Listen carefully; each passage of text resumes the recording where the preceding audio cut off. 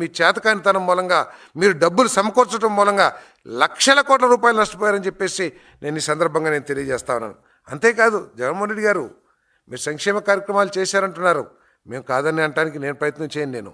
కానీ మీరు ఒక లక్ష్యం లేని ఎండ్ రిజల్ట్ లేని సంక్షేమ కార్యక్రమాలు చేశారని చెప్పేసి నేను బలంగా చెప్పగలని చెప్పేసి మీకు మనవి చేస్తాను. నేను మీరు చెప్పారు అమ్మఒడి ఇచ్చామని చెప్పేసి 26,000 కోట్లు 26,000 కోట్లు ఇచ్చారు. దాదాపు 40 లక్షలు 44 లక్షల మందికి ఇచ్చారు. అదేవిధంగా విద్యాదీవెన ఇచ్చారు కొన్ని లక్షల మందికి. నేను అడుగుతా ఉన్నాను, ఈ పిల్లలు చదువు పూర్తి చేసిన తర్వాత ఈ రాష్ట్రంలో నాకు తెలిసి సంవత్సరానికి కొన్ని లక్షల మంది విద్యార్థులు ఇంజనీరింగ్ కానివ్వండి, గ్రాడ్యుయేట్ కానివ్వండి, పాలిటెక్నిక్ కానివ్వండి, డాక్టర్ కానివ్వండి, ఇవన్నీ చదువుకుని బయటకు వస్తున్నారు. ఇన్ని లక్షల మంది యువకుల భవిష్యత్తు ఏంటో ఒక్కరోజైనా ఆలోచించారా జగన్మోహన్ రెడ్డి గారని చెప్పేసి నేను ప్రశ్నిస్తా ఉన్నాను.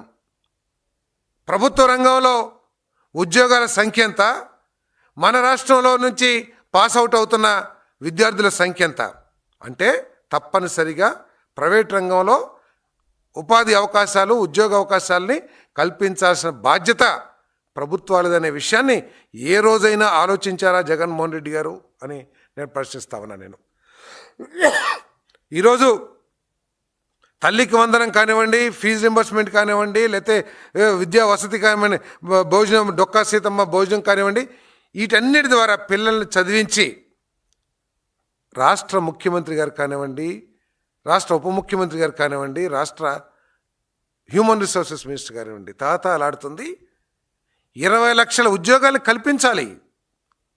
మన రాష్ట్రంలో ప్రజల సొమ్ముని ఖర్చు పెట్టి లక్షల మంది చదివించి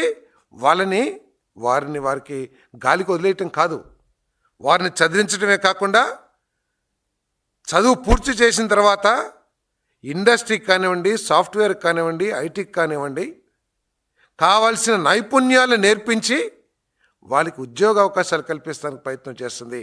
అది మీ సంక్షేమ కార్యక్రమాల్లో చంద్రబాబు నాయుడు గారి నాయకత్వంలో కూటమి ప్రభుత్వం చేస్తున్న సంక్షేమ కార్యక్రమాలకి తేడా అనే విషయాన్ని గమనించాలి ప్రజలందరూ కూడా నేను మనవి చేస్తా ఉన్నాను. తల్లిదండ్రులు అందరూ కూడా ఆలోచించాలి. ఎవరైతే వైసీపీ టైంలో బాగా ఇచ్చారని చెప్పేసి వైసీపీ కార్యకర్తలు డబ్బా కొడుతున్నారో, లక్షల మంది పిల్లలు చదువుకున్న తర్వాత అమ్మఒడితో కానీ విద్యాదీవెనతో కానీ వారి భవిష్యత్తు ఏంటని చెప్పేసి వైఎస్ఆర్ కాంగ్రెస్ ప్రభుత్వం ఆలోచించిందా? ఒక్క పెట్టుబడిన తీసుకొచ్చి ఈ రాష్ట్రాన్ని అభివృద్ధి చేస్తానికి ప్రయత్నం చేస్తారని చెప్పేసి ఆలోచిస్తున్నాను.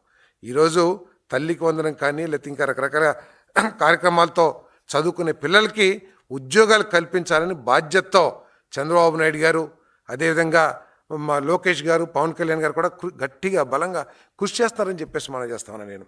అందుకనే దాదాపు ఇప్పటికే మీరు ఎప్పుడైనా సరే మీకు అనుమానం ఉంటే మళ్ళీ మీకు పత్రిక ఉంది, ఛానల్ ఉంది కాబట్టి ఎవరో ఒకరిని కూర్చోబెట్టి నన్ను బూతులు తిట్టేస్తామో లేకపోతే ఎద్దేవా చేస్తారు. నేను కాదనట్లా. వారు కనుక కావాలంటే మేము ఎక్కడైతే 8.5 లక్షల కోట్ల పెట్టుబడి అంటున్నామో ఆ పెట్టుబడికి సంబంధించిన పనులు కానివ్వండి,